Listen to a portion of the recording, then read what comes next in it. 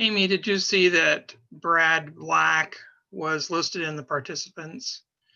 He's a presenter early in the meeting.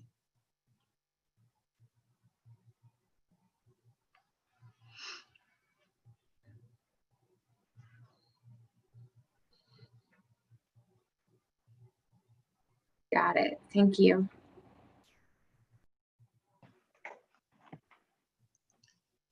Did you also respond to Amy Pollard's chat?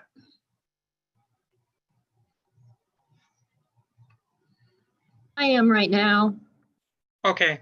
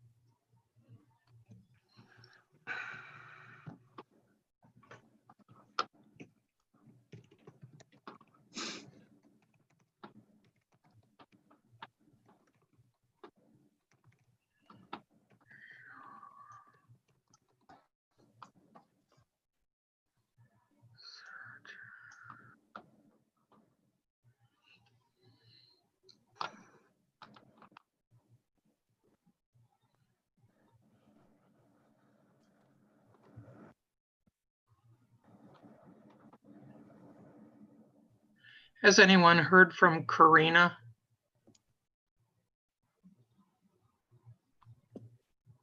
I'm here.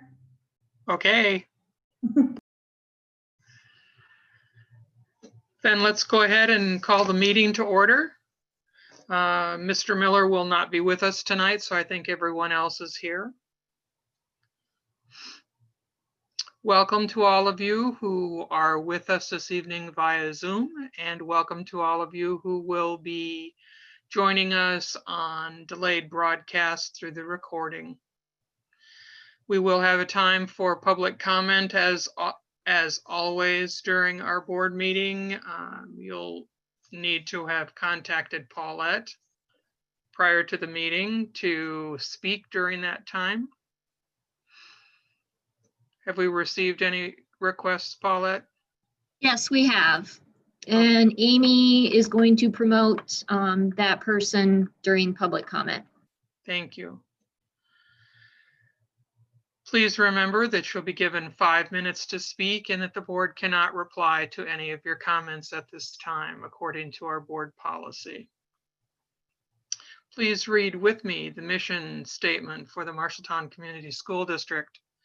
We develop learners who have the knowledge, skills, and positive mindset to successfully pursue a meaningful future through personalized learning experiences. Thank you. And join me in the Pledge of Allegiance. I pledge allegiance to the flag of the United States of America and to the republic for which it stands, one nation, under God, indivisible, with liberty and justice for all. Thank you. Are there any additions or changes to our agenda? Yes, we do have some changes due to background checks coming through. So if you could please pull up the personnel agenda, Amy, I appreciate it. First of all, on page 1, you'll notice that the 2 new administrators coming on, they were pending background checks. They both came back clear and great, so that pending came off, so those 2 were good. And then if you'll scroll down to page 3, please, there are 3 teachers that were added. Jessica Chambers, who has been a substitute teacher with us, will be moving into a full-time position as special ed at Rogers. Danielle Lahr, I'm not sure how to pronounce that, will be a teacher librarian at Rogers. She is pending that license. That should be coming soon. And then assuming that that license is obtained, then Erin Face will be moving into the 4th grade position. So those are the 3 teachers that were added. And then scroll down one more page, please, to page 4. A special education para at Rogers was also added, and that is Catherine Bryant. Those are the changes. Oh, I'm sorry, and technology at the bottom of page 4 there. Todd Golding is currently our district electrician, and until his position is filled, he will be serving in part-time that position and part-time as the new district server specialist in technology. And so once that position is filled, he will be full-time the district server specialist to replace Mike Britt, who also changed positions. So those are the changes for the agenda. Okay, Also, B, I'd like to recommend removing item 4.06 from this meeting, and we'll add that to the June 15th meeting as we don't have the information back from our attorney yet. okay. Are there any other items for change? May I have a motion to approve the agenda as amended? Heitman, so moved. Untitled second. Heitman, Untied, all in favor signify by saying aye. Aye. Aye. Opposed, no. The motion carries 6-0. Mr. Sodders, moving on to recognitions. Hi, everybody. Well, we have several again this week. One of the major ones is dual graduates. So as you probably have all seen, we had 9 of our exceptional students at the high school level. Not only will they be earning their diploma this year to end their high school tenure, but they also have earned an associate's degree thanks to our partnership with Marshalltown Community College. So it's very impressive that they were able to do this. This is not easy work to do, to balance both of those things and excel at both. And I believe we have several of those students. The students are Carmen Araiza and Mia Barajas, who of course we know as 2 of our 3 student school board members from this year, as well as Olivia Brintnall, Grace Fisher, Sailor Hempy, Amanda Hoffman, Trevor Ketchum, Casey Udi, and Liz Vargas. And I believe we have several of them on with us. See Carmen. So if Amy, if you could get Carmen on there. There should be several more than that. Trevor is on there as well. Trevor's on.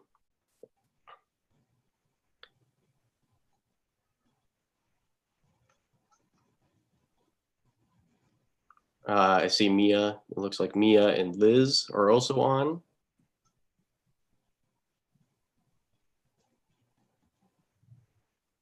And maybe we could have the folks we have right now, and I believe at least a couple more will be joining us from what they told me earlier last week.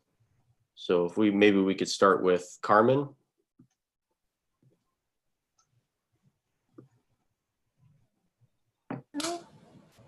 Am I on? You are. Oh, okay.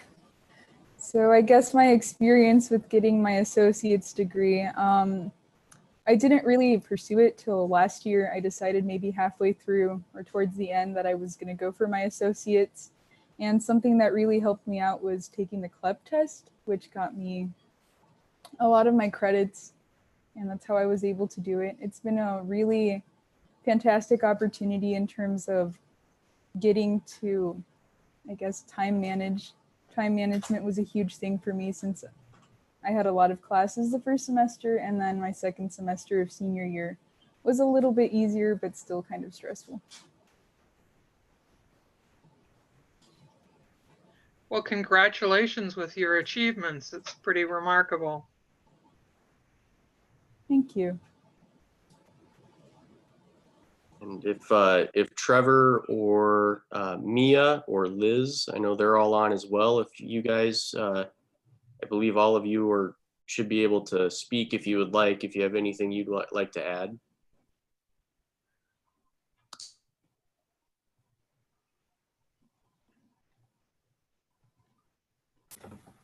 I can go ahead and talk. I really appreciate everything that MHS and MCC have done for us. it really gave us all, I think all 9 of us, a way to push ourselves to get ourselves ready for college. And I think a lot of us, it gave us a drive to stay active in education. A lot of us wouldn't have had very many classes senior year if it wasn't for the MCC degree that pushed us to, still have 5-6 classes a semester, whether those be online or at MHS or MCC.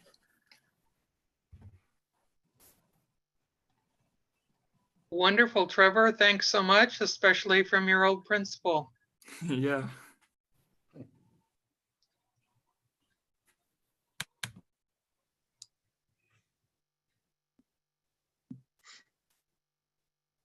Mia, Liz? Can you guys hear me? I don't think mine's working. Yes, we can. Oh, okay. I just can't see you guys. I also really appreciate the opportunity. My opportunity was a little different because I actually had all of my classes at MCC, but I actually really enjoyed that.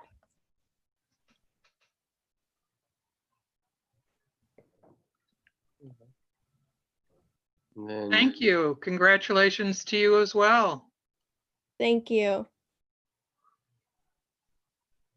then I don't know, Liz, if you wanted to share. I think she's also having trouble joining. We're texting each other. I see she's a panelist. I think you have to unmute her because you guys had to unmute me and then I could hear you, but I still can't see you. Okay, can you hear me? We can. Yeah, I really like that all the credits that we would take in high school, like if we took PLTW, that would transfer towards our AA because I took college classes since I was a freshman, which made it easier to achieve my AA at the end of like the high school 4 years. You've all made remarkable achievements and worked very hard to receive both the Seal of Literacy and bilingual literacy and your AA degree. We're proud of all of you. Thank you very much. Thank you. Thank you. Thank you. All right, and then B, that segues us nicely into our next recognition, which is Rachel Inks, who is our Director of English Language Learners and Migrant Programs here at the district. I'm not sure if she's able to make it. She wasn't, she asked me earlier about that today, but she, unless Amy, if you see her on there, please feel free to add her to the panelists. But of course, as you all know, also, we had some good news come out last week that we had 54 of our students earn the Seal of Biliteracy that's designated from the state of Iowa. And that shows proficiency in English as well as one other world language. And of course, as we all know, we have many, many languages spoken within our district. It's one of the great things about our district. And now we have a way for students to really show their skills and their dedication to learning more than one language. So, and we also want to congratulate those students, and we want to thank Rachel and the folks she works with for helping ensure. I mean, we saw almost 4-fold increase since last school year in the number of our students who earned that seal, and hopefully that will only continue to rise. Adam, can I chime in for a second there too, since Yeah. Rachel's not here? Yeah. I wanted to give a lot of credit also to the Marshalltown High School World Language Department, the Spanish teachers, the French teachers, and the ESL teachers, because they took this project on as a team and they set goals last fall about, they looked at our data from last year and how many kids were able to succeed and things that went well and didn't go well. And they dug in and worked with Mrs. Wyant and Rachel to coordinate a December testing for the kids, which helped immensely because it gave kids motivation to get better and time to do so. So a lot of the kids were able to take, just the pieces of the test that they didn't quite hit the mark in again in the spring. And then with our COVID closure, it became incredibly interesting because the kids have to take the exam on a secure browser on their Chromebooks. So they had to come to school, but couldn't come into school. So they came to sheltered areas outside of the high school and took the test under the proctor guidance of one of their teachers. So our teachers were out there in all kinds of weather, helping our kids one-on-one, which is just awesome. And the story got picked up by the Iowa Department of Education too. They ran a nice piece on it statewide. So kudos to everybody that was involved with that work. Great accomplishment for a number of students today. Thanks for sharing that, Adam. Yeah. And then the only other one to share would be Pizza Hut and Wendy's. Of course, they provided some very nice treats for all of those students who are going to the bus route, the meals close to home feeding sites, as well as our school sites. We're able to get pizza and a couple of free Frosties out of the deal, I think, too, which now that we're headed into the warm time of year, that's probably quite nice. So anyway, just wanted to thank those two businesses for their kind gesture. Okay, moving on to the consent agenda. Looking at the minutes of May 18th, are there any additions or corrections from anyone? Any items of note other than the ones you mentioned in personnel, Nora? I believe Principal Wyant has some words to share. Okay.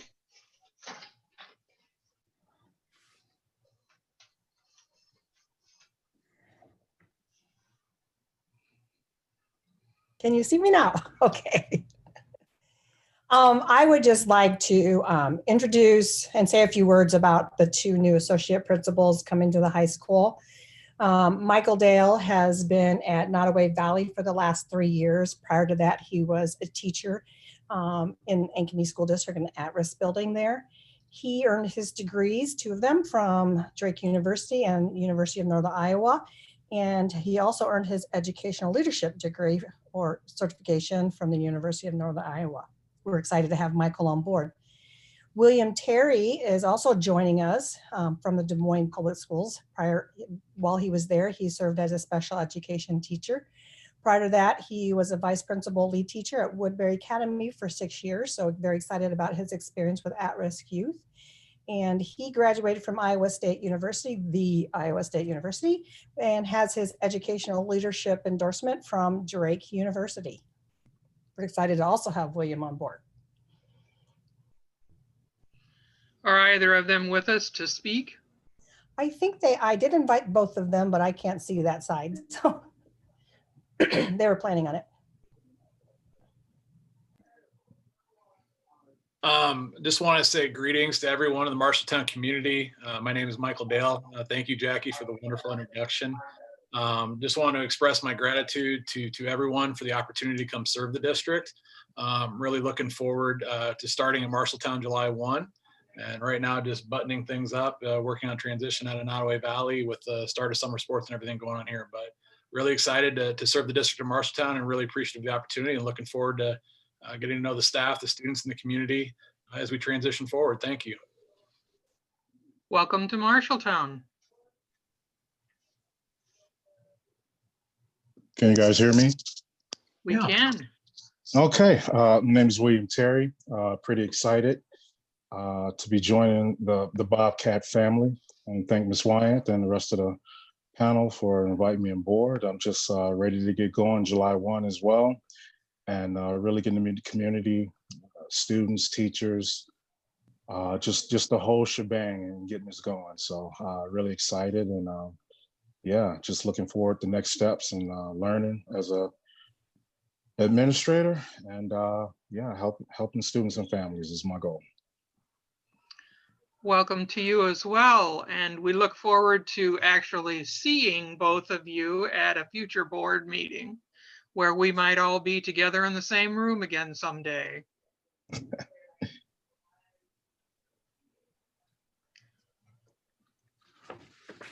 Moving on to interagency agreements and contracts. We have a sales order with Nearpod in the amount of $52.50. It's a comprehensive student engagement platform that will be used at the high school.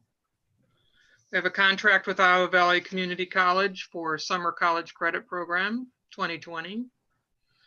We have an agreement between Marshalltown District and Four Oaks Family and Children's Services to provide services for the 2021 school year.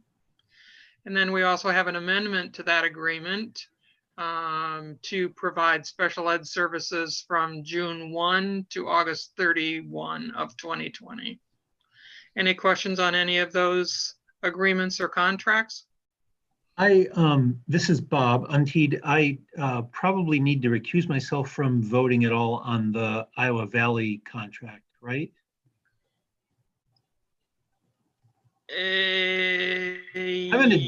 I'll just do it. I'll just recuse myself, and then, you know, I won't have to worry about that potential. Okay. Okay. Looking at open enrollments, we have 2 out and 4 denials. Any items of note in bills, Paulette? Looking at gifts, grant. I'm sorry, may I ask one question about bills? Sir. I once in a while like to suggest that I'm paying attention. So can I find out again, maybe I've known this, what TransFinder Corporation is? Do you know, Paulette? Yes, TransFinder provides our software for transportation department. Oh, that's a good name. Thank you. I just wondered about that $23,000. Thank you. Looking at gifts, grants, and bequests, we have in a grant in the amount of $14,000 plus to cover tuition for general education 3-year-olds in our special needs 3-year-old classrooms. Are there any questions on any of the other items? May I have a motion to approve the consent agenda? Faltus, so moved. Second, Karina. Faltus, Hernandez, all in favor signify by saying aye. Aye. Opposed, no. The motion carries 6-0. Moving on to public comment, Paulette. I marked that as 5-1 because I marked Bob as abstaining. Is that correct? Yes. Okay. Even though I saw his mouth move. Yes, you're correct, Paulette. Thank you. Moving on to the public comment section, Paulette.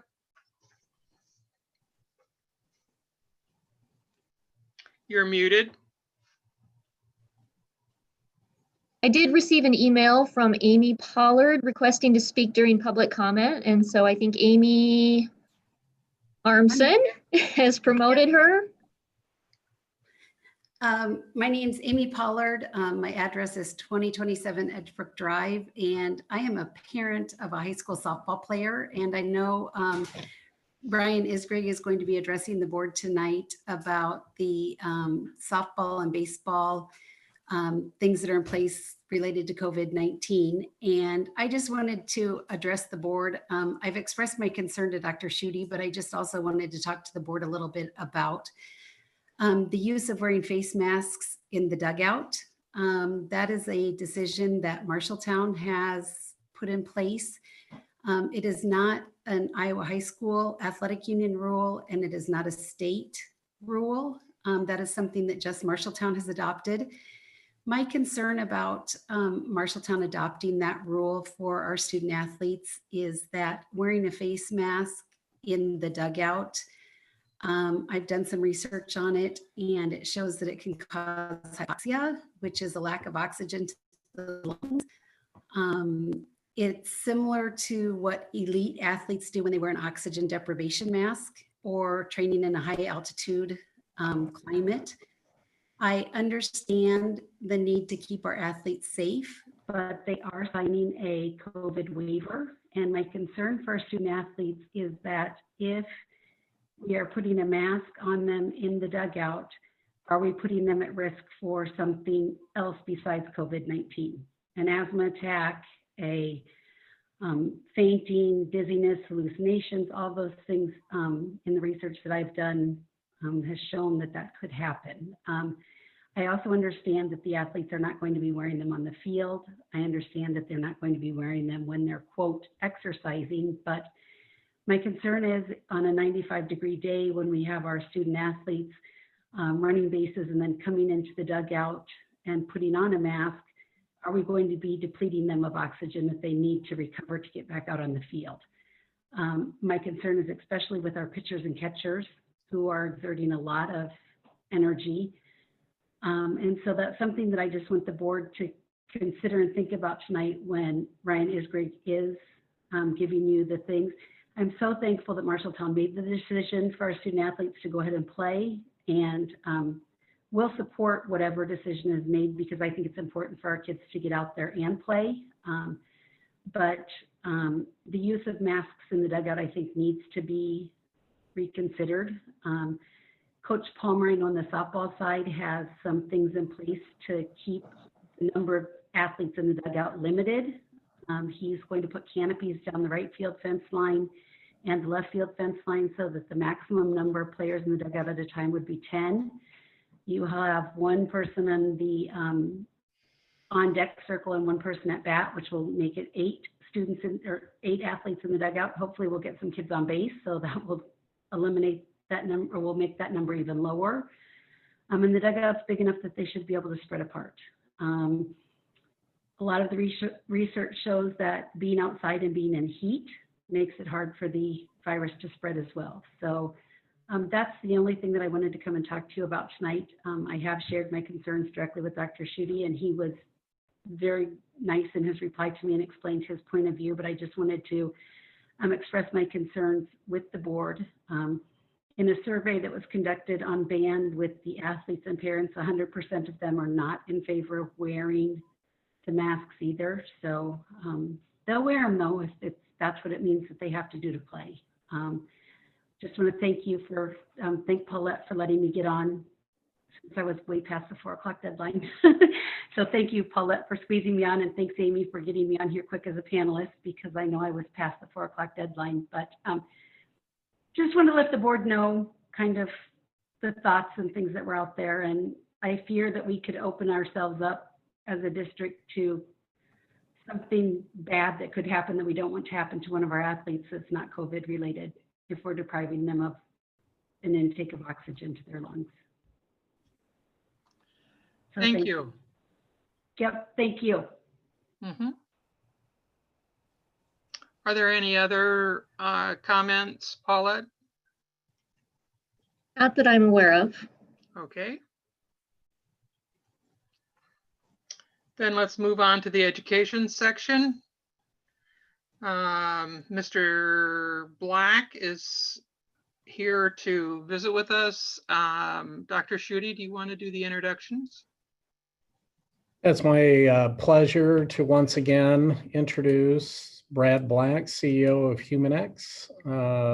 Brad has been a partner with us the 4 years that I've been here for both our training and utilization of HumanX tools for hiring the highest quality candidates that we can find for all of our staff positions, not just teaching or administrating, but all positions. And we've partnered with HumanX to conduct a culture survey for the past 3 of the past 4 years. We did take a year off last spring from assessing. And so welcome, Brad, and we look forward to the district-wide results.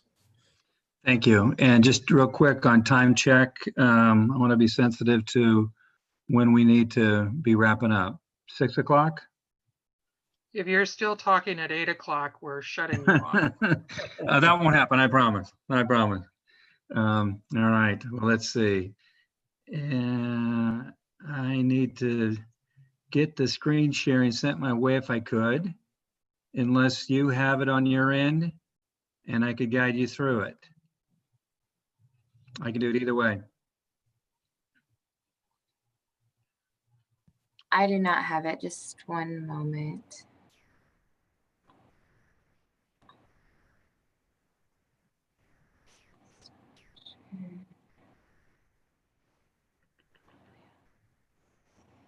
Can you click on share All right. screen, Brad? Yep. Are you able to now, Brad? I think this will work. Hold on.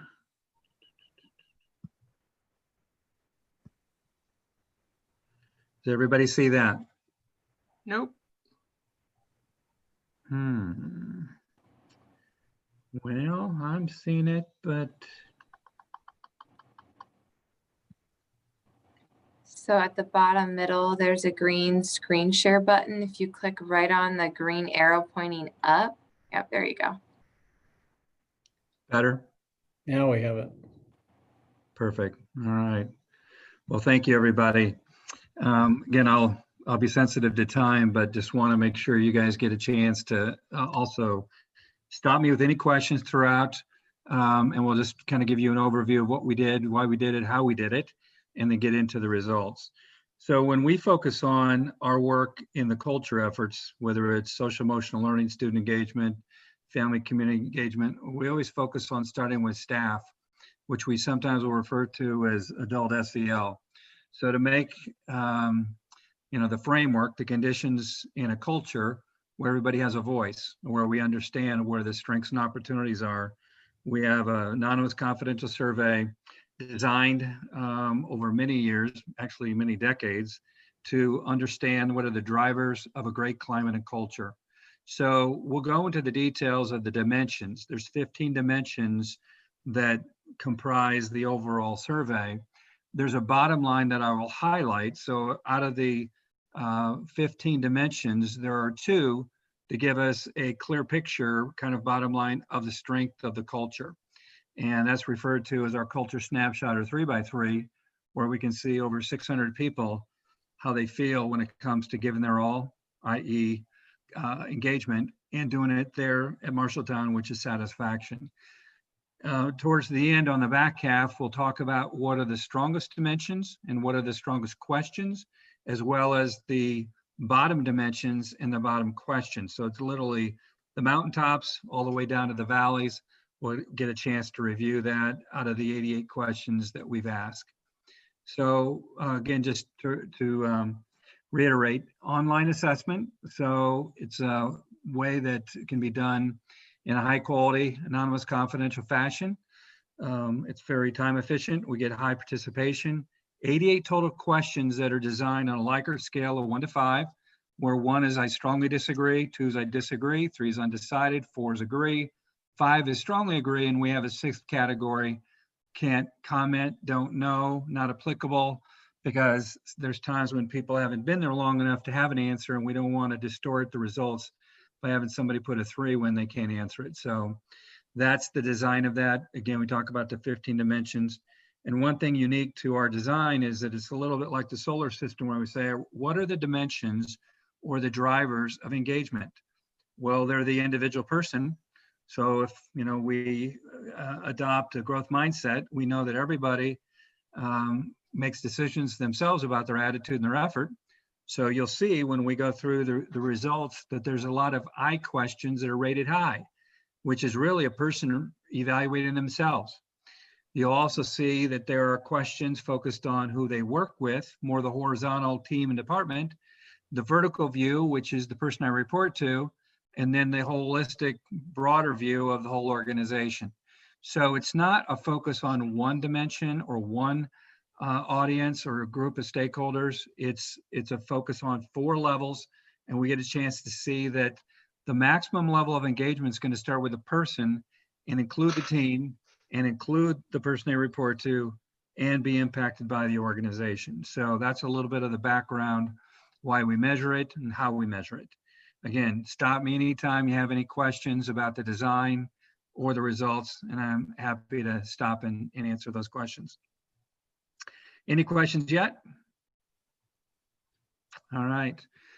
Participation, we're always pleased when it's above 80. That means that's a lot of information when we have 672 people that actually participated. So we have 672 people times 88 questions. That's how many data points we have in the results that we're highlighting. We know we get great actionable information when we're at this level. I had many years leading practices and strategy at Gallup, And we would be happy if we had 50% participation. So when it's above 80, you should be thrilled. That means there's been great communication in the process. People find it credible, and people will look at it and say it's worth my time to participate. So again, we feel great about the participation being at that level consistently above the 80%. When we think about the bottom line, I mentioned this earlier, there is this information at the building department level, but when we're looking at overall the district, we roll it up, and this is a result of 672 people. So to put this into context, again, this is the measurement of 2 of the 15 dimensions, engagement, which is the x-axis, and satisfaction, which is the y-axis. And that 68.90 in the upper right is what we refer to as the dream box. You know, it's kind of a dream when you meet somebody, or you are that person, or you work with that person who gives their all and they want to be there to do it. So especially when you think about somebody who's interacting with a student, would you like to have somebody who's highly engaged and wants to be there, or somebody who's not? So 68.90 is in context to, if we would look at the world would be somewhere between 32 and 35. So a normal organization that you would randomly assess would be about a half of what you have. So you might look at this and say double good. This is a strong, healthy culture. Does everybody feel the same way about everything? No. Does everybody feel great about, you know, the same topics? No. There's a wide range. But when you have double the normal world in the highly engaged, highly satisfied category, that's terrific. To round out and to put into context, the inner L, which is the 432, the 1131, and the 9.08, that also in the world is about a third. So yours is much lower, which is where you get the 68.9. And in the broad world, the outer 5 are another third. So when you think about what's the behavior of somebody who really doesn't want to be here, who we're paying, or, you know, they really don't want to be here, and we expect them to perform at a high level. So again, this person that self-reports at a 2.98 and that percentage doesn't feel the same way as the person in the dream box, but they're accurately or honestly reporting that's how they feel. So again, the good news is that you've got double in the dream box, and you've got a small fraction of what the world would have on the rim, as we would call it, on the low satisfaction and low engagement combination. So this, again, results of 672 people answering all the questions in these 2 dimensions. Questions as you look at that? Are the boxed numbers previous The last year? time we did it, yes. So this is longitudinal information. So you can look and say, from the last time measured, it went from 60 to 68.9, which is, you know, solid. You look at this, you know, as a trend to continue, 80% is world class. So just again, as a context, when we can look at this over a decade plus and look at districts or organizations across industry that are being written about in books and magazines and newspapers and highlighted on TV, they're going to be above 80.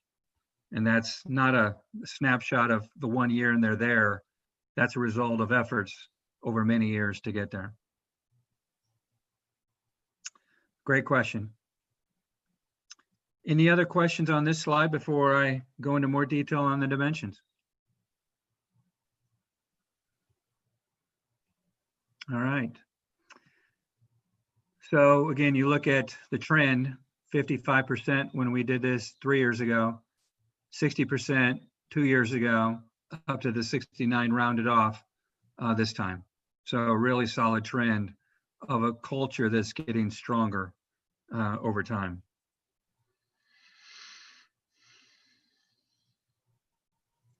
All right, now we get into the details of the dimensions. So again, here's the rank order of strongest to weakest, with the trend showing in that last column on the right-hand side, the current mean of that dimension. Previous mean is the column to the left of that.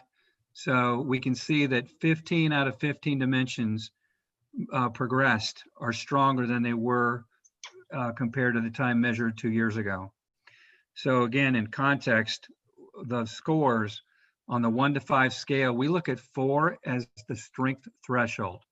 So on average, that means people are agreeing with all the questions in that category when it hits the 4. That doesn't mean every question hit the 4.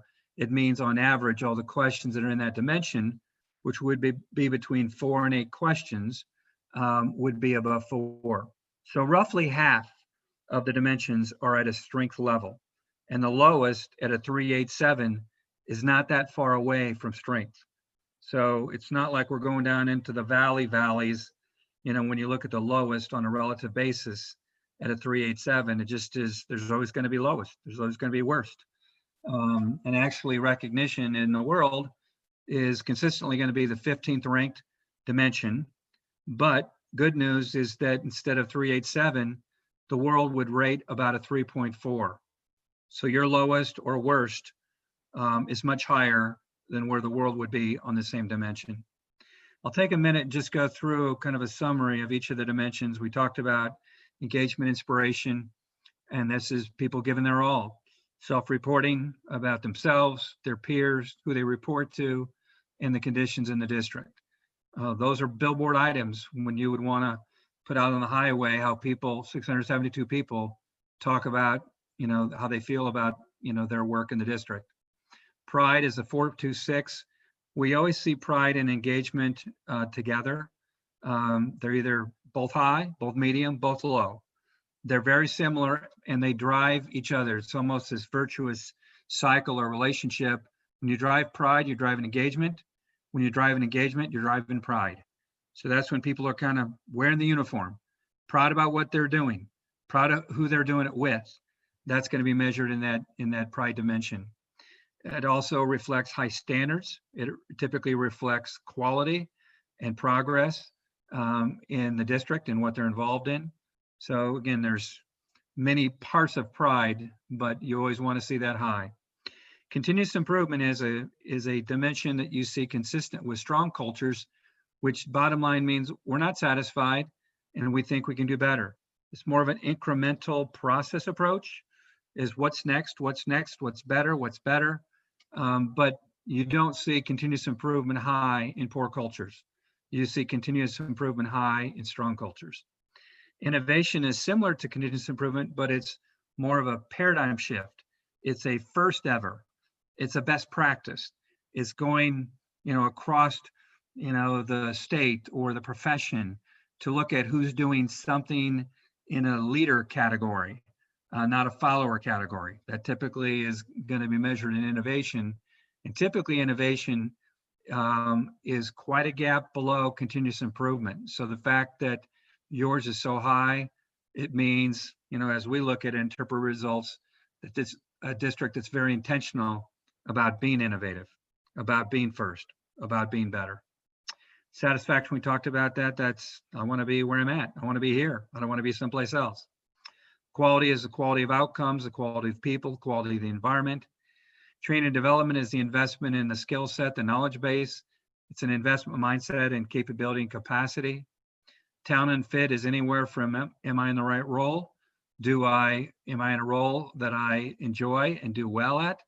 What about the standards of selection in our district? Are people in the right roles? So that's a combination of all of those questions. Career development is, are we talking about my interest, where I would be 2 years, 5 years, 10 years from now? Would I have the opportunity to be here long-term, or do I have a short-term focus? We typically see where training and development is high, career development is going to be high as well, because there's an investment mindset in the district for the people. Not always, but that's very consistent. Performance planning is consistently one of the bottom third dimensions, and that really is goal setting. So what that tells us is not only being where it's ranked, but also where it's rated at a 394, there has to be efforts to set goals in a much better way than we see across education generally, or we see across organizations. Because typically organizations have a rear view mentality of what did we do and where are we at versus where are we at and what could we do? What should we do? How do we engage people in more of the windshield discussion than the rear view mirror discussions? So 394 not only is strong, but you went up by 0.21 from the last time it was measured, which would be double what we would consider to be significant. Mission consciousness is, are we clear? Are we aligned? Are we inspired by the purpose we have? We're in the kid business, and are we reminded of that? Or do we just kind of do what we do and we don't talk about it? So the stronger, the clear, the more aligned it is, the stronger it's going to be. Communication is typically the 14th ranked dimension. It's one of the hardest. There's a lot of variances from individual to formal to informal to building to cross district. And communication is just one of those where to do it well, the average district or organization doesn't do it well. 389 indicates a strength and progress from the 372 before. So again, there's individual questions in every dimension where you'll have the highest and the lowest rated, and you can see your progress, but overall, strong progress and strong scores, and we're not that far from 4. Relationships is really the partnering, the investment in intentional relationships, typically in the building, across roles where you don't see a stratification of I'm in this role and you're in that role. It's more of we're a team. We're a team here, focused on our students, focused together, to build teamwork relationships and partnership relationships. Support and equip is the core of what the person I report to should focus on. Do you support me with the means for me to do my role? Communication, information, materials.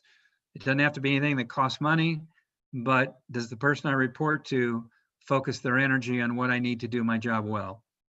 And we consistently see that in the bottom third, but a 388 is strong. And again, 0.2 from stronger than the last time. I mentioned recognition earlier that it's in the normal position of 15th, but it's not rated at the same level we typically see at a 387. So not only progress from 373, but if you have that progress at the same rate, you all of a sudden will be in the 4 the next time you do this. So again, looking at the trends, looking at the strength, looking at the scores, looking at the dimensions, this is kind of a bottom line view of when you put all the buildings and departments together, this is what you have at the district level.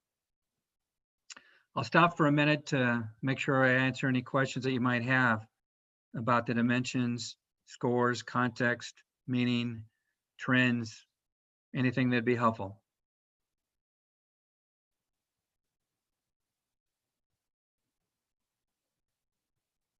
All right, let me go to the highlights at the highest level of the survey. So the top items out of 88, all of them start with I, or I, like number 1 is I have the opportunity to do things that I both do well and enjoy.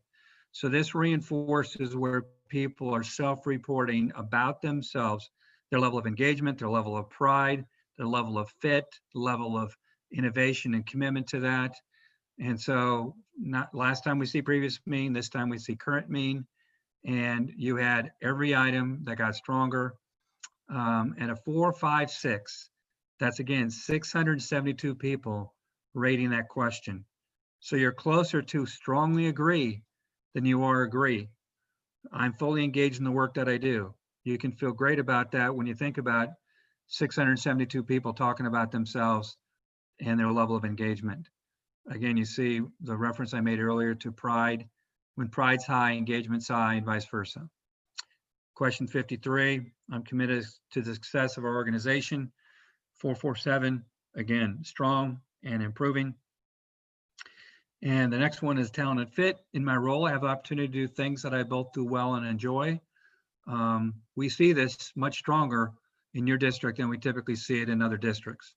Now, I think we are not surprised in the fact that we also work with your district to equip your administrators to select talent against the standard of one more like your best. So when there's a very conscious, intentional, focused commitment to let's make sure that we are selecting, not hiring with hope, but selecting for talent, people that are hardwired to do their job well, your question number 1 is going to be much higher rated than we typically will see it in a typical school district. So it's not unusual that we see question 1 well down into the 3s, not halfway up the 4s. So again, kudos to you guys for what is not easy, but is what is very important. And then the 5th ranked from the top, question number 16, I'm continuously seeking ways to improve my overall productivity, 442, compared to the 431 before. So those are the strongest 5 compared to where they were last time, reported from 672 people. On this, what we will always coach and recommend is that departments and buildings set goals on the most important item out of the top 5. So we don't ever become satisfied with, well, hey, 4, 5, 6 is pretty good. We don't want to maintain it. We want to keep improving it. We want to figure out what are the conditions that are going to strengthen it. So in our feedback and action planning process, we will always go to the high and talk about what is most important here. If we were going to someday look at it and say it's now a 5, what would it be? What should it be? So again, that's not just to report, it's to put into a process where we improve it. So that's the highest, and now we'll go all the way to the bottom, to the lowest. Relatively speaking, it's the worst, so to speak. Question 61 is the 88th ranked question. Again, nice thing is every one of these improved. So the best improved, the worst improved. It's a relationship question. Our organization has a genuine concern and interest about me as a person. So as we talked about, from the person to the organization, it's from the sun to Pluto, you know, the solar system. You can talk about, well, who are you talking about when you're talking about the organization, the district? Does it have a face? Does it have a name? Or is it just this feeling, you know, out there? Again, when we're looking at the process that we recommend and guide, it's which 2 items in the bottom should we prioritize and identify that we need to be working on these. What would we be doing? Not what got us here. We're really not concerned about the past. We're concerned about where we're at and how we progress. So again, in the feedback and action planning at the building department level, we would be asking, is 61 the one that we should be working on? If it is, what would we be doing? What should we be doing? So the next time somebody could respond and say, I strongly agree with that question, whereas before I didn't. Same thing with the other ones. 65, communication. I feel in on things that are happening in our organization. It's almost always going to be a bottom 5 item. The challenge will be, how do you move it from, you know, 3 to 3.3 to 3.45 to 3.7 to 3.9, someday to 4. It's a hard one, but it's an important one. 31, I provided personal coaching for my supervisor. And you see 28, which is the 5th one on that list, also talking about quality time with my supervisor. So there's a common thread between the two. Do I have one-on-one time, quality time, coaching from the person I report to? We consistently see this lower in education than we see if we go into business or community. So it's one of those dynamics that we see, that sometimes the ratio of the people that are in the leadership roles to the people that are in the buildings, you know, handicaps in some cases. How would I invest that time? How would I make time for everybody? But the ones that are stronger, they figure it out. They're creative. They don't assume it's an hour once a month with everybody. It might be 10 minutes every 90 days. It might be, you know, teacher leaders, instructional coaches, other people that are involved in that coaching relationship. So to make these stronger, again, we come back and we get the ideas from the participants, from the staff, and ask them, what could we do? What should we do? Question 9, the last one in the bottom 5, I've received meaningful recognition the past 10 days. In the world, this is the lowest rated question. Again, you improve from a 3.23 to a 3.53. That's very meaningful, significant change and improvement when it comes to people feeling appreciated. To live in a culture where you could say gratitude is in our culture by design. So, you know, people will perform at a higher level. There'll be more energy when there's greater appreciation and greater gratitude. Doesn't mean that's the reason they come to work, but when they know that they're not taken for granted, that efforts and accomplishments are recognized, whether it's by a peer, whether it's by the person I report to, whether it's formal or informal, it does matter. It's almost like hydraulics under a culture when you can continually make that stronger. So we've gone through the highest, we've gone through the lowest. We've talked about the process that we put in place at the building department level to improve it. Let me make sure that I stop now to answer any questions for anybody before we get to our 6 o'clock target.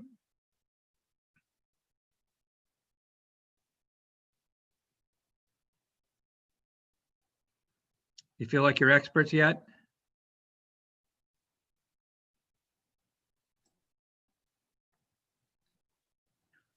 Maybe everyone's muted. I can't hear. Go ahead and finish up. All right. Well, again, in terms of the process, first of all, we'd like to say thank you to you and to Theron and the administrators for supporting the effort where we give people a voice and learn from where they're at. We know no building is the same. You have buildings that are ranked highest, you have buildings ranked lowest, but it gets the team at the building level the information to figure out what do we do at a building level to make our culture stronger. We know it has a relationship to student engagement. We know it has a relationship to student achievement and growth when the adults are engaging each other and the students. So it's the place we always would start if you want to build an organization that's going to be strong over time with top results. There any questions or any highlights you want me to drill down on more? No, I was pleasantly surprised with the results, given we took that year off of measuring it. And I think, as you and I have spoken about before, oftentimes organizations will experience a dip because if they don't measure it with regularity, sometimes the effort falters a little bit over that time. Tomorrow, Svetlana will be sharing similar results with our administrative team and then arranging to meet with them individually to talk about their building and department results over the course of probably the month of June, so that we're in a good position to set new goals, recalibrate the goals based on this most current data for next year. She's a team member of ours who comes from an elite district in the nation, where their district has the highest rated results we've ever seen in a decade and a half, no matter the industry. Their district was 95% across the entire district. It's a 6 or 7 building district in the north suburbs of Chicago. And the particular building where she was an administrator was 100% multiple years. So she's lived in the world where engagement was created at an elite level. And that's a great advantage for you guys, for us, to share her with you for ideas that are very practical and can have big impact. So again, thank you for the opportunity. Thank you for the time. Here to help answer any questions anytime that you have any, and we appreciate being able to support you. Thank you. Would you please make sure that you have sent this data to the district so that we can see it? We were only able to see it by you sharing your screen tonight. Yes, Theron, I think Jared did send it either Friday or today. Yeah, I think I do have the district-wide results, so I can push that out. And then I guess this question is for Theron. Will the board be able to see disaggregated data? We haven't in the past, but if the board would like to see that, you'll see within the district-wide results, you'll see a breakdown and a trend line of the overall ratings for the 3 years that we've administrated the test, but not the nuts and bolts of the individual building or department data. But if there's a desire to see that, we can provide that as well. Well, at least elementary combined and then secondary buildings combined, if you want to do that. But Yeah, we don't get it broken out that way. It's by individual building or department. So like we'll get individual printouts on like the custodian employee workforce or buildings and grounds workforce. We'll get a separate one for central office staff because we operate as a team as well. I can talk with them if there's a desire to combine teams. It probably would maybe make more sense to look at the elementaries together than the secondaries, in my opinion. But we haven't had that report in the past. We could ask if it can be done. Okay. And at the high school would be the only places that it would be broken out by department. It would not be done at the elementary level. The departments are district-wide departments. So it'd be, again, most of those are our support staff, or like our administrative team is in a separate report, you know, across the district. But it would be all teachers together, not separated by. Yes. Okay. Okay. Thank you. All right. Well, thank you. Really appreciate the opportunity to support you. Have a good night. You bet. Moving on to Ryan. You have a sports update for us. Yes, I do. Can you hear me okay? Yes. Okay, and I need to get this virtual background off. Okay, well, first of all, thank you for the opportunity to speak tonight on behalf of the Marshalltown High School Activities Department. For those watching, don't know who I am, I'm Ryan Isgreg. I'm the high school activities director here at Marshalltown. So as many of you know, we did get the okay from the state a few weeks ago or 2 weeks ago to go ahead with the summer sports season. So Dr. Schutte asked me to present today on behalf of kind of what our plan is as a school. You know, I'll say the last few weeks or the last couple months, you know, with the unfortunate announcement of spring sports, you know, it's been somewhat quiet around here in this office, you know, but it's not to say we've been busy. But we've gotten to several projects and things that were maybe on hold, but you know, with the announcement of summer sports happening, because we weren't really sure when that announcement was going to come, our life's kind of turned upside down the last 2 weeks. So there are several guidelines and planning and things that went in place. I want to really thank you know, my team around here in the Roundhouse, Kate and Jerry and Cindy, and of course have conversations about transportation and Rex and the building and grounds department, and of course there's other ADs in the conference. So everything's new. So I will show you my PowerPoint slides here in a second. You know, this thing is ongoing. You know, things are changing daily and weekly, and you know, some things we got just late last week. So, you know, we still don't know exactly what this or that might look like. So hopefully by the end of today, you can at least see, for the most part, our basic plan of what we're going to do to ensure the safety of everyone involved with practices, games, and so forth. So I'm going to go ahead and share my screen if I can. Yes. Okay.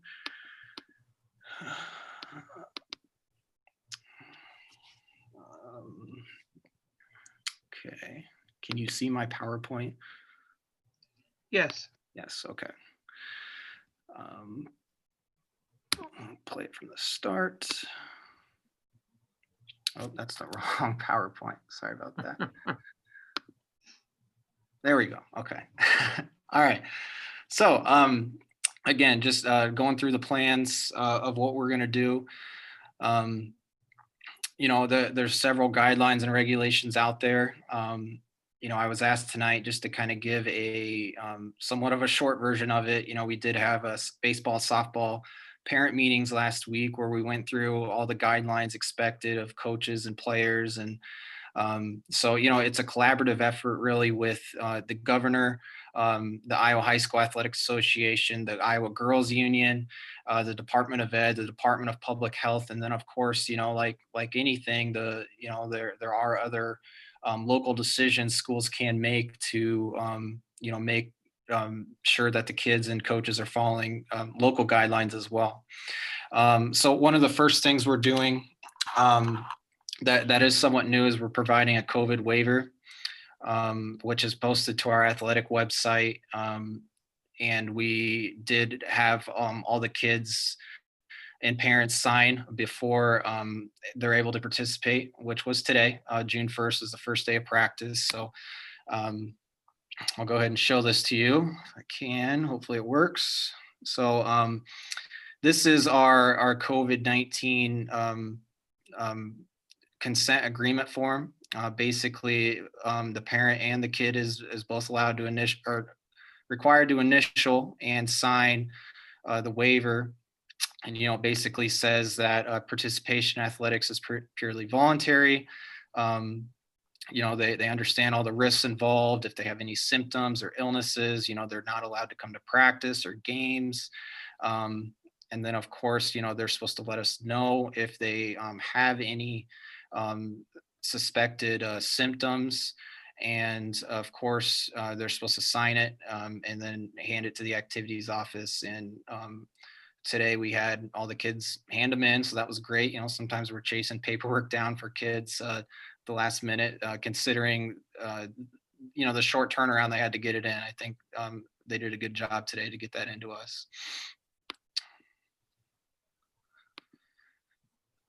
Also, we do have the protocol to our website, our athletic website, of what that looks like if, a kid is, or a coach, or, someone who lives with somebody who has COVID-19, kind of what the criteria is so they can return to practice or games.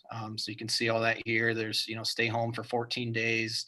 Maintain social distancing, or here, it's 10 days. And this is straight from the Department of Health and from our school nurse, Stacy, who provided this for us. So we went over this with the team and the coaches last week.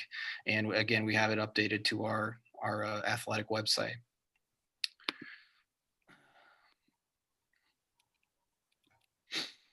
So just some safety measures that are in place. First of all, I do want to say, just how much I appreciate our coaches in general, and especially this year. We have some great coaches here, and it's hard enough to coach. Especially in our conference. The challenges we're faced with going against some bigger schools, but now we're expecting them to do a lot of additional, guidelines that, they're not used to doing. It's hard enough to, all the details and stuff coaches are required to do to have a successful program.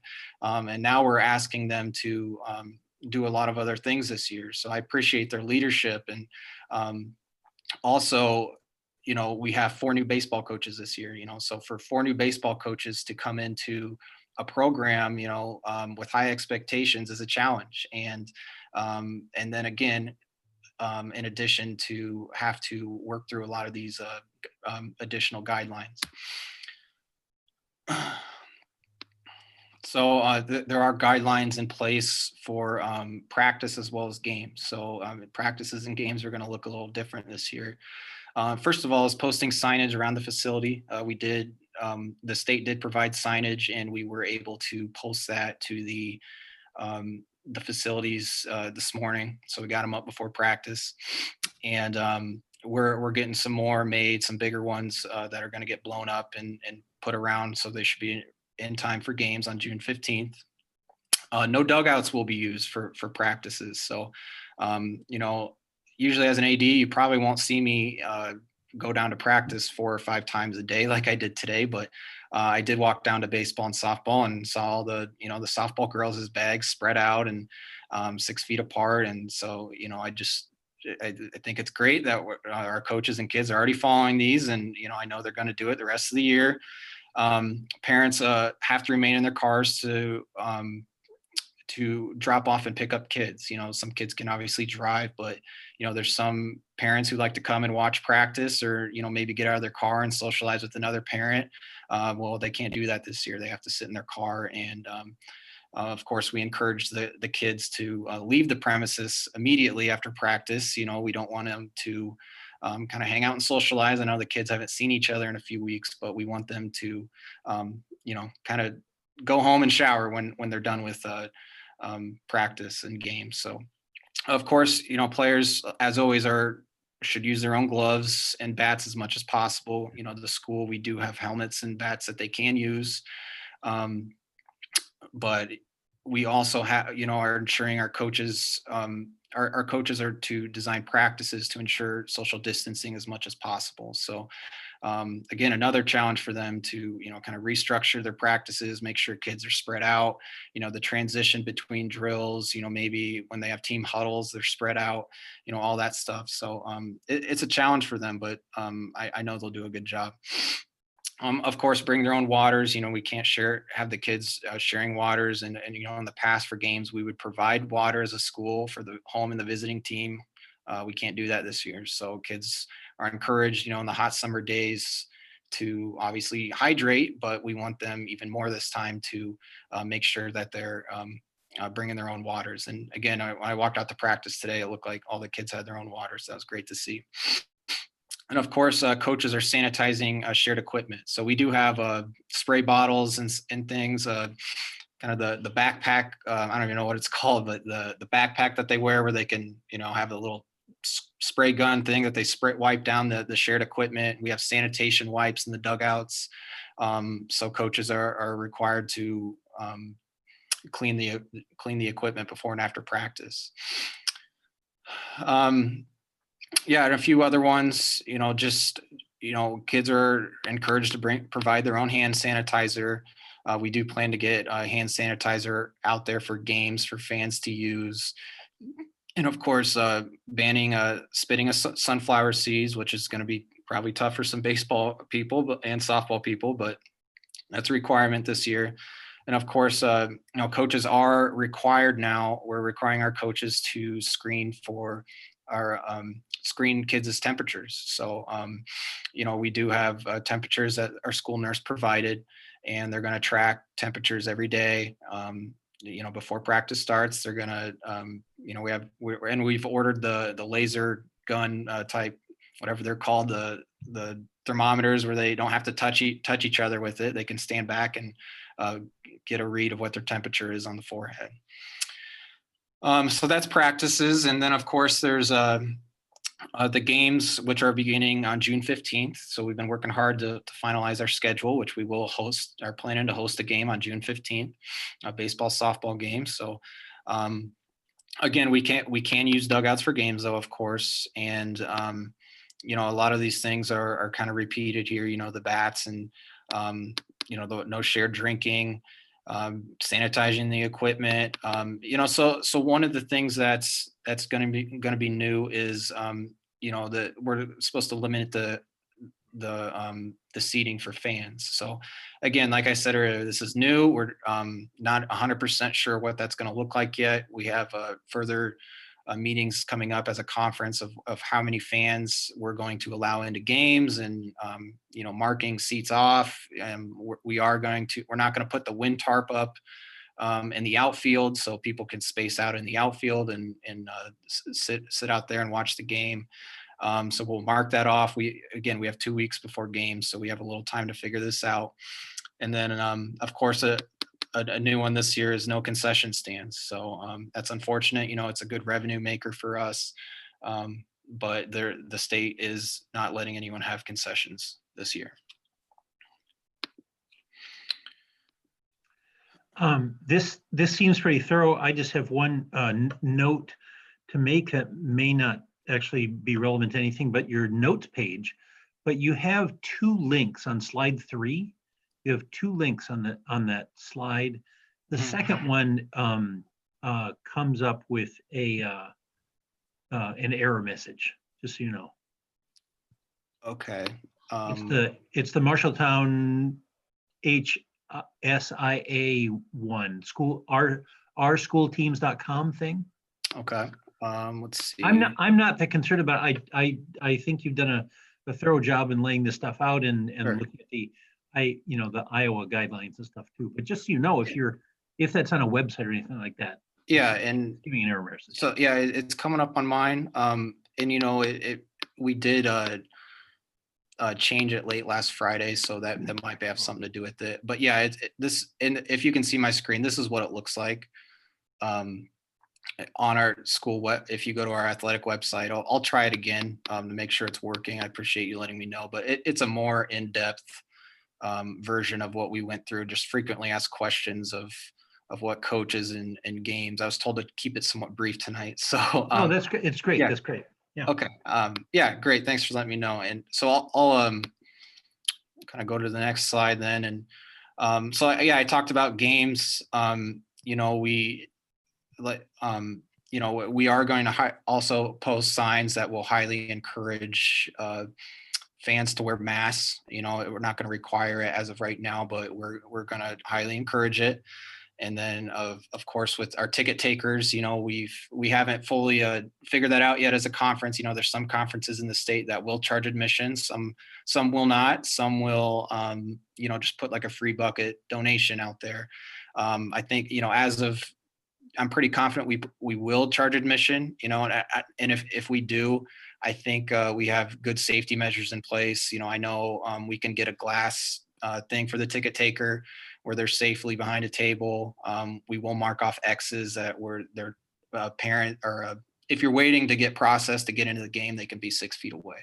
So we'll mark off spots, kind of like if you go to a gas station or whatever right now, that's how it is. So like I said, there was a lot to figure out this last week. Transportation to games. This was something that was, again, it came out late last week. We do anticipate we will use multiple buses to get to games. Having conversations with Rex, our transportation director, he does have many bus drivers who are willing to drive, that was obviously a concern. Maybe some of them wouldn't feel comfortable driving. So we plan to have enough drivers, which is great. And we plan to open windows. One thing we've talked with Rex is, we'll require the bus drivers to stay at the game site. So, sometimes bus drivers like to, drop the team off and then they go off and maybe go to a McDonald's or something and, sit in the air conditioning and, get something to eat, but this time we're going to require them to stay at the game site, and they'll have to bring their own lunch or whatever, their own drink, and watch the game. Of course, again, this is ongoing, but spacing on buses, we're looking at something like every other seat, or limiting the number of kids who can travel. We'll kind of see how that goes. And of course, we'll sanitize the bus before and after. We are a local decision. We are requiring kids to wear masks on the bus, which we will require them to, or we're looking at providing for the players. And then we would also allow the players to ride home with the parents if possible. And we're, again, ongoing discussions about if a kid can ride to the game with their parents or not. Usually we don't allow that just for liability issues. And, you always question it, if a kid might tell you that they're riding with their parent, but then they drive to the game on their own, or maybe they ride with boyfriend or girlfriend, or, whatever, they're in a car with 5 other kids, or they're late or they get lost. There's a lot of things to consider with that. So, I at least at this point, I can confidently say that we'll have enough buses available. Buses will be clean, and we'll have enough room for kids, and we would probably allow them to ride home with their parents. And of course, like I said, it's just been we've tried to communicate out as much as possible. We had parent meetings last week. We have had coaches meetings. We've tried to post everything to our athletic website. So it's kind of all in one place, so people can go there and see what's going on, use social media.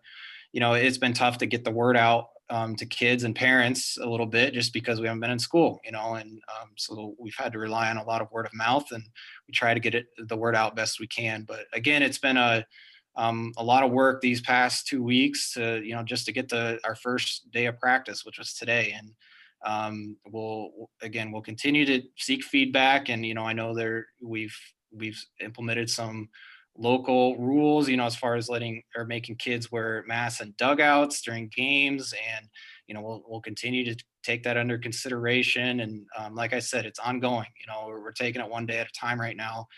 Things could look completely different a week from now. But I think right now I'm confident we have a great start to the season after day one. We've had a lot of work these last 2 weeks to get to this point, and we'll continue to go forward. I'm confident. So with that being said, I'll open up to questions. I'll just add, Ryan, to what you said, as you were going through the Department of Ed document. The Department of Ed, in consultation with the Department of Public Health or in collaboration with, has provided the minimum expectations for health and safety as it relates to providing the opportunity for kids to play summer baseball and softball. I think we have to remember that Marshall County still is one of the hottest counties in Iowa for the number of positive cases here. And because of that, we've taken those minimal expectations and I think in a reasonable way expanded them a little bit. For example, the Department of Ed said that you can rely on the student athletes themselves or their parents to temp check daily. Well, we're gonna temp check with our coaches will be doing the temp checking for our student athletes as well as themselves and recording it since they're required to record attendance every day anyway. So that if we do have inordinate numbers of absences, we have to report that to the state or Department of Public Health. As has been mentioned, the two areas of greatest concern with our ability to logistically create necessary social distance would be the buses, as you've mentioned, and the transportation, which in part is why we're considering allowing parents to transport their kids if they so choose, and the dugouts. The CDC has not changed what they consider to be the 4 primary conditions that need to exist in order to best prevent or mitigate the spread of this virus. Screening is one, sanitizing is another, social distancing is a third, and wearing masks is a fourth. We've been evaluating a variety of different mask options, both from a breathability and an athletic standpoint, as well as from a cost standpoint. And as Ryan mentioned, we're in the process of buying athletic masks for our student athletes, even though they will not be actively competing at the time that they're wearing them. Again, they're going to be wearing them only in 2 locations, or if they wish to wear them at other times, that's absolutely fine. But the dugouts and the buses are a must for any of the athletes, coaches, or drivers to have masks on. Also, Mrs. Wyant is in the process of purchasing masks that all of our workers, whether they're paid or volunteered, will be required to wear as well at the events. And we're going to be strongly recommending that our spectators wear. We're not going to require it, but we're going to be strongly recommending that they wear it as well. I think a lot of people saw in Des Moines that if we're playing Des Moines, it's a requirement that anyone that gets in the gate wears a mask. So we're not taking it that far, but I believe that we're taking reasonable steps to best ensure under our current circumstances in Marshall County that our players, our student athletes, our coaches, and hopefully our spectators stay healthy and well. Any questions for either Ryan or Dr. Schutte? I would just say, this is Sarah, I'm sorry. I would just say I have a concern about the masks and the dugouts too, not from the CDC requirements. I totally understand that. I worry about it in the heat. And as these players are standing there yelling for their teammates, like if we get into a hyperventilation situation, are we prepared for that? Or somebody who has a heat stroke or something such as that. I just like tomorrow is going to be extremely warm and I would not really want to be outside in a face mask and try and breathe and scream and yell. I understand the rationale why. I totally do. I just hope that we're prepared for maybe, you know, a bit of an extra healthcare issue. That was just a comment. That's all. Well, I was wondering about that. I mean, would it be possible for students who are in a dugout situation and who are uncomfortable with that mask to step outside the dugout and take their mask off? Because that would help alleviate some of that issue. Yeah, I can answer that. So there are some new rules out there where we can possibly extend the dugout, which you might have heard a comment earlier about canopies and things like that. And again, it's just it's a little early for us to say one way or the other. I haven't had a whole lot of time to look at these new rules for the dugouts. Again, we have conference meetings this week. If that's an option where kids can be out of the dugout, that's great. You know, one thing we want to consider with kids outside the dugout is safety. If they're standing outside the dugout, like anyone, they can get hit by a foul ball. You know, we will have athletic trainers at all of our games. We still plan to have Sports Plus athletic trainers on site of all of our home games. Dr. Schutte, did you want to add anything?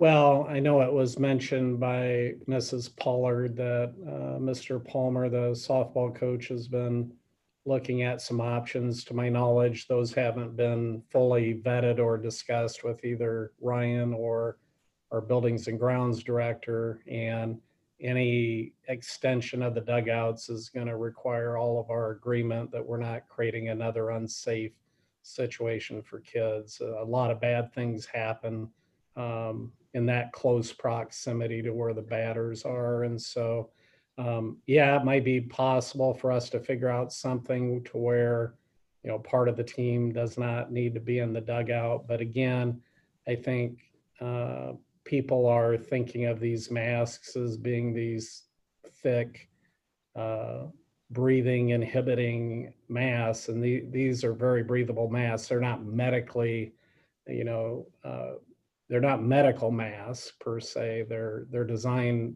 with athletes in mind. So they're of a material that allows for people to easily breathe or not. And hopefully we play well enough that, you know, it doesn't wind up being an issue with kids needing to be in dugouts for an extraordinary amount of time. But, you know, we'll play that by ear, and we're still open to, there could be things changed, you know, day to day on this in terms of changes or requirements. One of the things is that both Ryan and I have spoken to with the CIML is the more consistent that we can be across the conference and what the expectations are for players as well as fans, the better, in terms of just not creating confusion for people that there's one thing expected one place and one at another. And, you know, that's already been a bit challenging because, as I mentioned, Des Moines put some pretty restrictive conditions in, including only playing varsity baseball and softball. So we'll continue to update, but if we're going to err, I'd rather err on the side of caution and safety than taking chances at this point. Well, and some of the masks really are very breathable. I mean, I use masks in the summer when I'm working with the chickens, and even in the heat. It depends on the mask. As you've said, some of the masks are quite usable, I guess. Yeah, these are designed for athletes in competition, so I think they'll be fine. Yeah, and as Dr. Schutte mentioned as well, Des Moines put in some pretty stricter guidelines than others, and one of them is, you know, I know one of the comments made earlier was we're one of the only schools doing this, or we're the only school doing this. For what it's worth, the Des Moines Public Schools is also requiring their kids to wear masks in the dugouts. Other questions? Yeah, Ryan, did you see a decrease or amount of kids that went out for softball or baseball? Yeah, good question. Well, our baseball numbers are a little down this year, but close to the same. You know, I mean, we're still able to play the same levels. We plan to play a freshman schedule as well as a varsity schedule, and we'll have a few JV games mixed in there. Our softball numbers are good. I can't get you an exact number right now, just because, you know, it's first day of practice, and we always have some kids on the fence of who's going to play and who's not. That's why we're usually chasing kids down for paperwork and things. But yeah, and for softball, we plan to play a 9th grade, a JV, and a varsity schedule. And, you know, one of the challenges was with, like Dr. Schutte mentioned, was Des Moines Public, you know, they're only doing varsity only. Well, towards the end of the season, we got all the Des Moines Public schools on our schedule back to back. So one of the challenges last week was to try and, you know, find a few more games or a few more freshman games to fill our schedule. So we were able to do that, which is great. So. May I have a motion to approve the plans and procedures for implementing a safe and successful high school baseball and softball season for the summer of 2020? Unteed second. McGinnis, Unteed, all in favor signify by saying aye. Aye. Opposed, no. The motion carries 6-0. Thanks, Ryan. Thank you again for the opportunity to speak. Jackie. Hello again. I am excited to present our list of 375 students who've been invited to participate in our graduation ceremonies. We have sent out forms for them to indicate whether or not they're going to participate, and some are going to use the extended time that they have between now and June 28th to finalize a few credits. So we're hoping our graduation rate will be closer to that 90% that we are always aiming for. So what you see there is the list of all 375 from MHS and MLA presented tonight to graduate. Some are not ready to receive their diplomas today, but will be ready by June 28th. Okay. Questions for Jackie? May I have a motion to approve the 2020 graduation list as presented?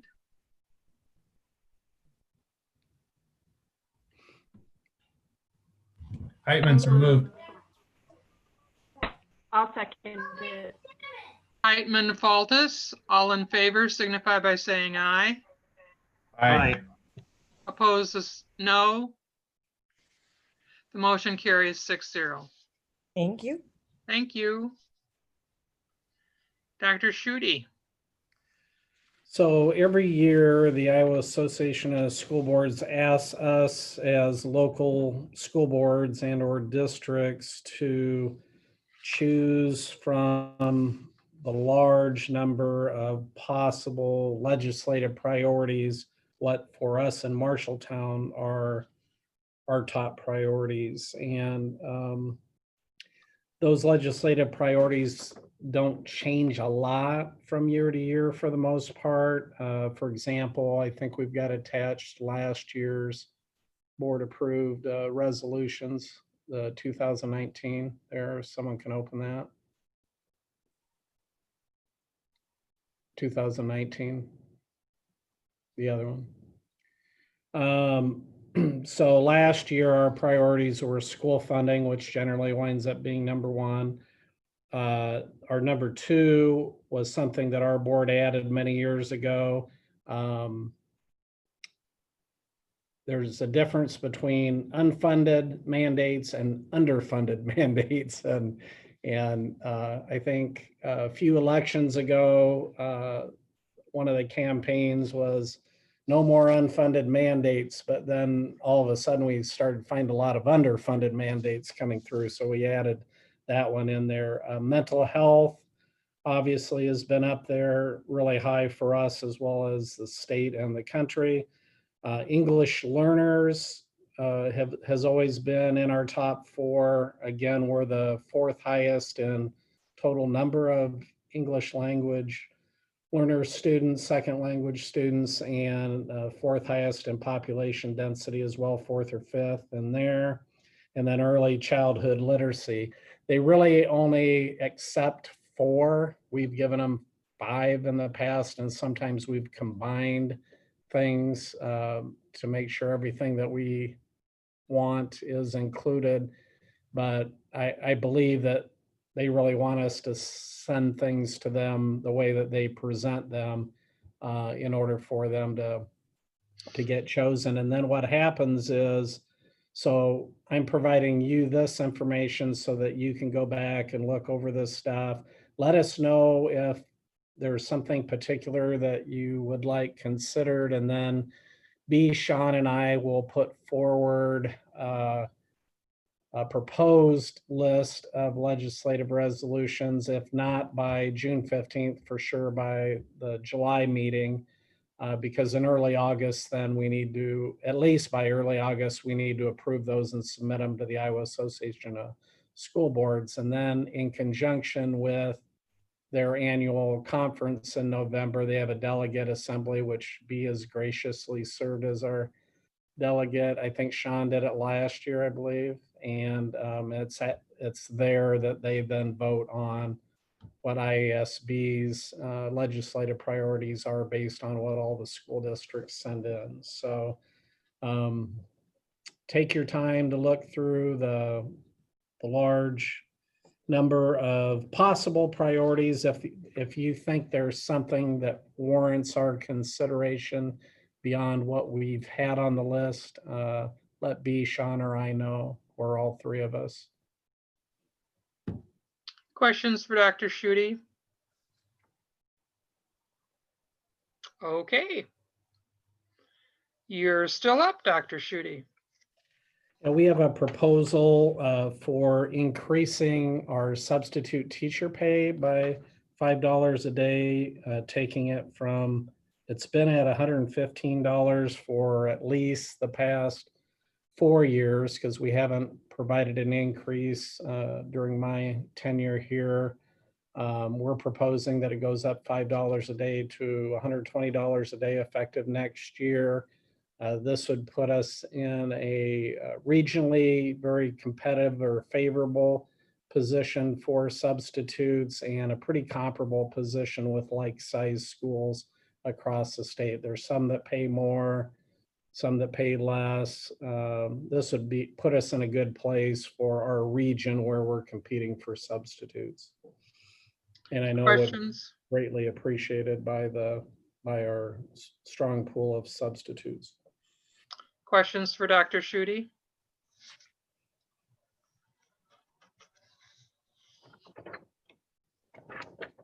May I have a motion to increase the daily per diem pay rate for licensed substitute teachers from $115 to $120 per day, effective August 24th, 2020? McGinnis, so moved. Untied, second.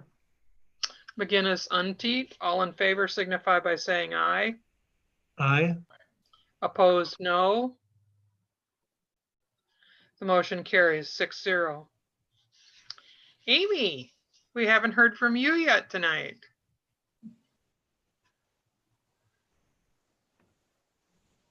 Hello. I am here to talk about a MediaCom contract. This is something that we have been working on for a while now. As you know, I've asked you in the past a couple of times about purchasing hotspots. Those hotspots were to get our students immediately connected and to give those students whom we really needed to graduate and finish dual enrolled classes and now looking into summer school. So we really looked at getting them those hotspots so that we could quickly come up with an access solution. We have been doing this internet survey in conjunction with paras and teachers and other constituents in the district. And in the end, we've come up with 1,047 families who either responded, no, they don't have the internet, or we couldn't get them to respond. Of those 1,047 families, we have 437 families whom MediaCom has deemed eligible through a few of their criteria for a $10 a month package for internet. So they would get pretty decent quality internet for $10 a month.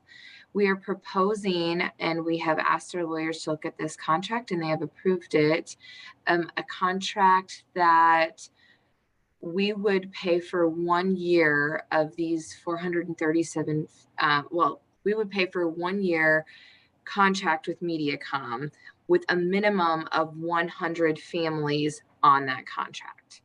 So the contract itself, and I can pull that up, is here. And as you see, the original installation would be for 437 families. However, we would only be promising to pay for 100 families for the term of the year. So that is what my little table down here denotes. If we paid for 437 families $10 a month for 6 months, that would be a cost of $26,000. Then if we decided we don't have a true need at this point for 437 families to have access, and nothing else has happened at the state level, then we could go down to 100 families having internet access for $10 a month for 6 months. So it would bring the total that we're asking to be $32,220. So we're asking to partner with MediaCom to install quality internet for 437 families that we have worked with district-wide to figure out they don't have internet. And then at this point, we'd be saying probably no longer than 6 months unless the state comes up with some guidelines and some help for how we would provide broadband to our constituents, our families. So at this point, just the 437 families with the option after a few months to go down to 100 families for the rest of the year. How would we decide what families we were dropping out of that 437 to get us down to 100? Well, we would work with, obviously, people like Jackie Wyatt, who maybe would have dual enrolled students, or students with attendance issues. We might even be looking at a long-term continuous learning situation, which we already know we're looking at. We just don't know how long.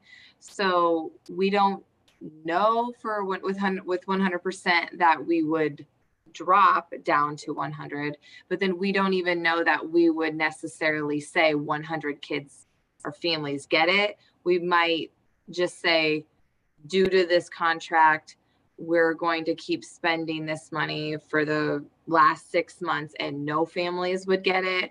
Or we would pinpoint with administrators special reasons why certain families would get it. Truthfully, we're hoping, and Dr. Schutte and Paulette can jump on this, that the state is going to jump in and help with this pretty much. It sounds like from Pam Jacobs at E-Rate that this might be something that E-Rate starts taking on to help supply broadband, but we think we'll definitely know within 6 months what that's going to look like. So we think it's a reasonable cost of $6,000 of, hey, maybe nobody has internet at this point, or maybe just the 100 families, or at 6 months, I'd bring it to the board again and ask, hey, can we leave everyone connected for another 6 months? So unfortunately, the pathways aren't as clear cut as I would like them to be, but I think we do have options, and I think it's relatively affordable when you look at the really other option is a hotspot, which is much more expensive than the proposed $32,000. And where is that $32,000 coming from? At this point, this is still all coming from CARES funding, from the special funding for COVID. From that 891,000 for COVID. You mean we haven't spent all of that yet? We're about there. I'm sure doing best to spend it all, B. Amy's doing a good job. Amy? Is there any of this that could come out of PEPL? We would have to change our PEPL budget then. We have everything in our PEPL budget allocated out to buses and Chromebooks and things like that. So, Marina, you had a question? Yeah. So out of the 1,047 families who don't have internet nor have responded, only 437 applied for this MediaCom, or was it offered to them and then maybe the others didn't qualify, or what? Why these 437? we gave a list to MediaCom and said, are these people eligible for this program? MediaCom told us out of that number who was eligible. A lot of that had to do with if they didn't have the infrastructure by that apartment building or to those rental houses. And they know from experience that without having all of that done ahead of time, they're not going to be able to get these families installed by August. Now, it doesn't mean that it'll never happen, but that's exactly what we're working with. Tomorrow I'm part of a round table discussion. I'm not actually speaking, but I did submit questions for Representative Finkenauer, and the conversation is about getting broadband access to families across Iowa and what that looks like. So hopefully, as this rolls forward, actual infrastructure will be built into places so that we can easily get our families connected. We just keep in mind that we do have those 300 hotspots. So we're really talking about us having the ability to get internet to over 700 families right now out of the 1,047. So we really just need to keep on it all summer, kind of doing these surveys, checking in with families, because families are constantly getting internet on their own. They're moving, and then the place they've moved to can have internet. So we don't want to suggest we buy more hotspots until we get a little deeper into the summer, just so we can really see what the actual image is, what we're actually dealing with. And I'm guessing you're working in collaboration with the summer programming to assure that all those kids have internet. Yep, this week, last week, I had the techs in my department personally call every single person on the invitees list for summer school who identified that they don't have internet or they didn't respond. We contacted both. If they didn't initially respond or they didn't have internet, we contacted them if they were going to be invited. And we hand delivered or had people pick up, or even had some administrators come pick up and take to multiple families. And then this week, as they're doing the locker desktop clean out, everyone who we couldn't get a hold of, we checked out a device, put it in a baggie, and then gave those totes to the schools. So then the schools are helping us finish the process of getting those devices into kids' hands and families' hands. Perfect, thank you. Other questions? May I have a motion to approve the agreement for CATV and MediaCom Online Services contract as presented with a service term for 1 year? Move for approval, Hernandez. Second, Untied. Hernandez, Untied. All in favor signify by saying aye. Aye. Opposed, no. The motion carries 6-0. Thank you. Thank you very much. Dr. Schutte, back to you.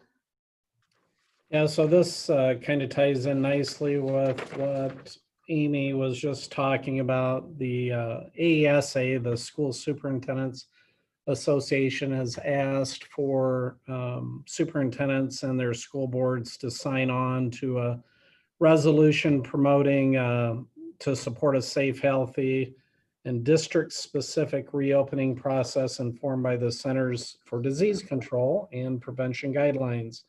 And I think a big part of this and a big part of the push of AESA ever since I've been on their governing or executive board has been to help promote and or provide broadband access, especially in rural areas, but in areas that where it doesn't exist as well. So I talked to Bea earlier about whether she thought we needed to read this entire resolution. Hopefully you've had a chance to review it yourselves, but a lot of it is just talking in general about asking the federal legislators to support equitable and adequate funding for schools, and especially now as it relates to these COVID costs for health, safety, disinfecting, PPE equipment, broadband internet access,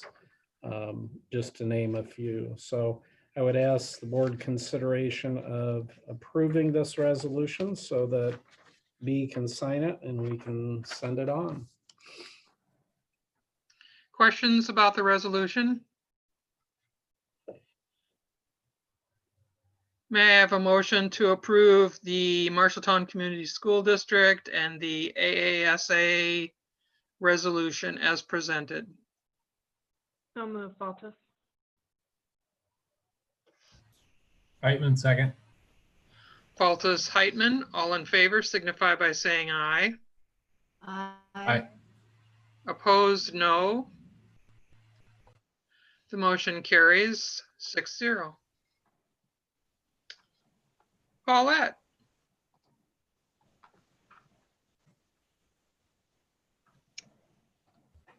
All right.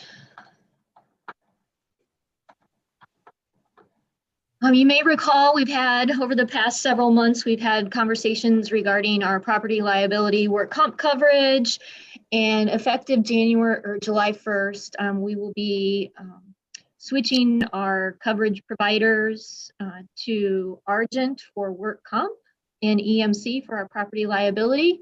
So this is just the actual approval to pay for our workers' compensation policy for the fiscal 21 school year. Questions for Paulette?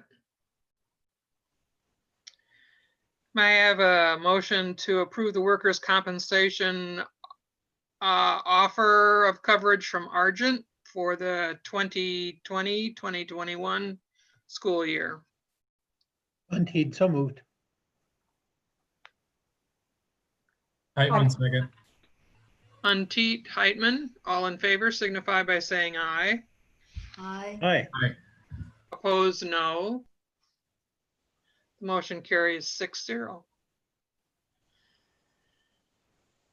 And let's hear it for board policies. There's only one there today. Hooray!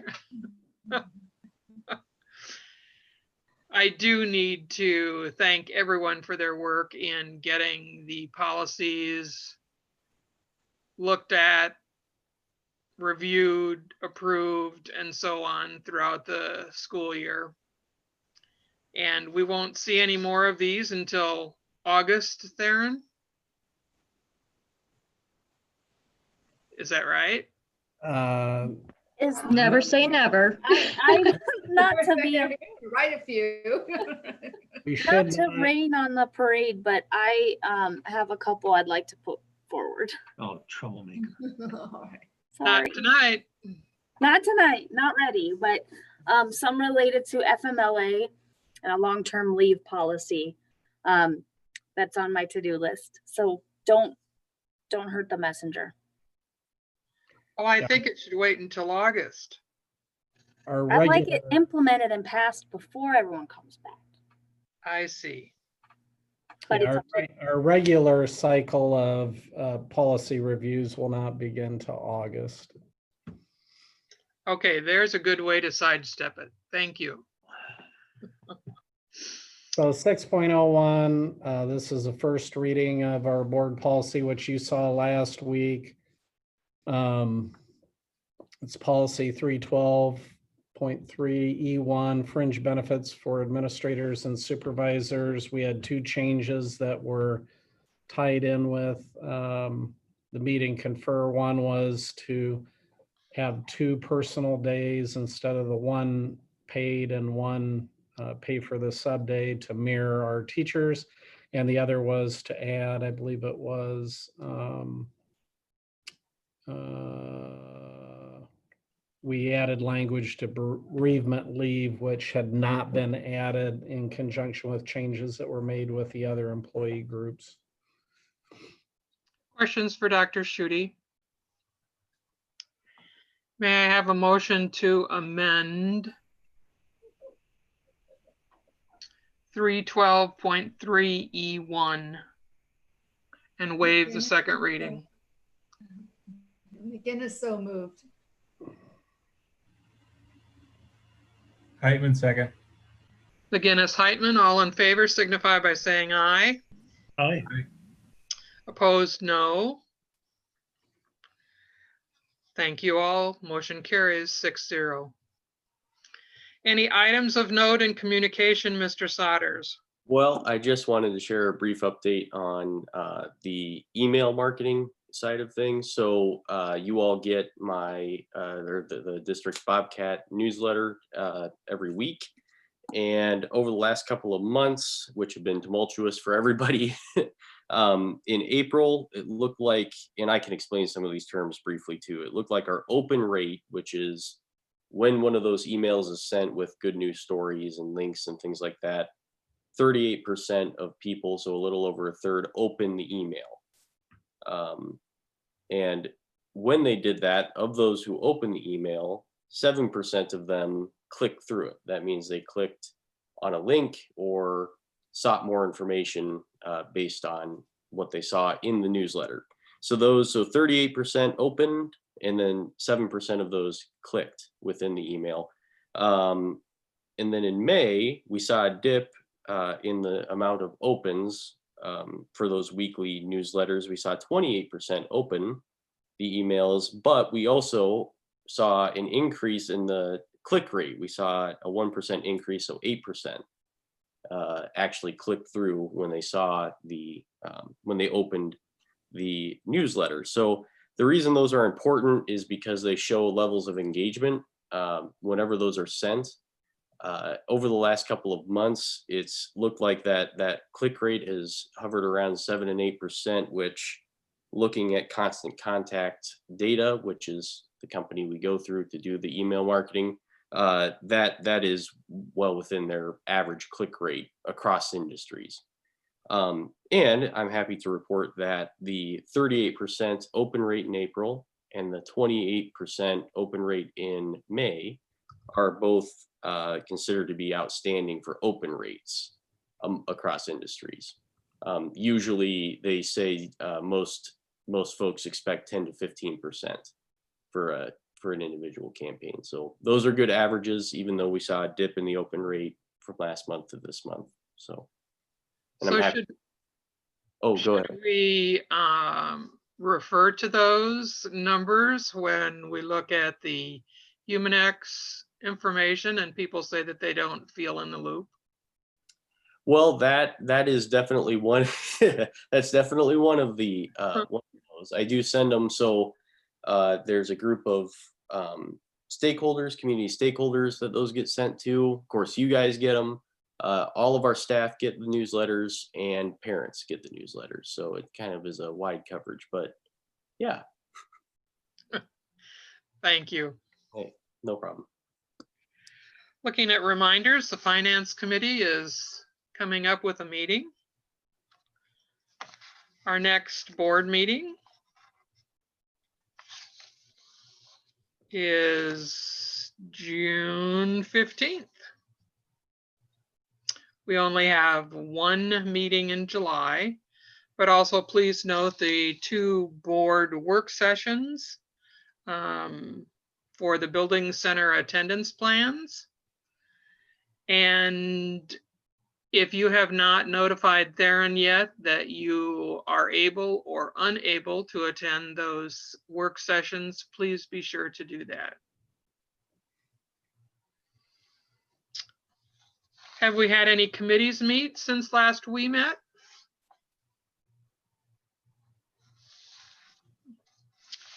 What have we done tonight to improve the education for the students in Marshalltown?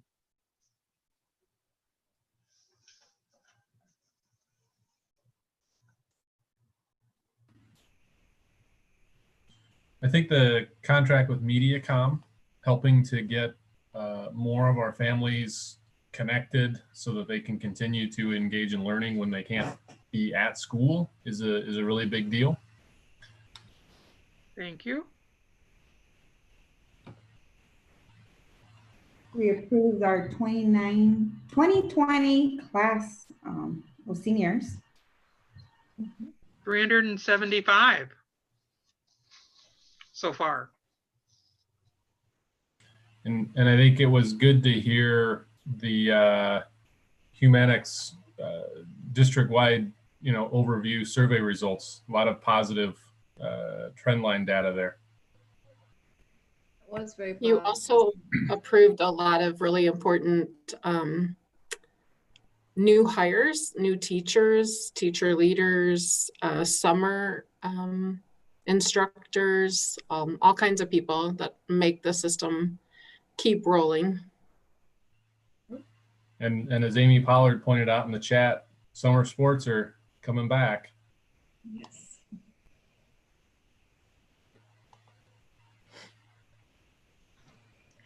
Well, thank you all. Are there any items for future agendas?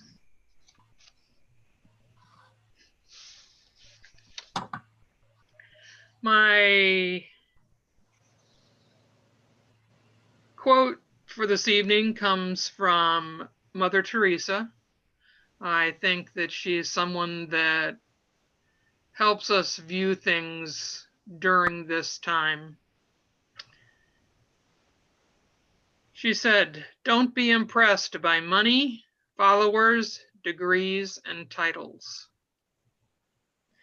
Do be impressed by kindness, integrity, humility, and generosity."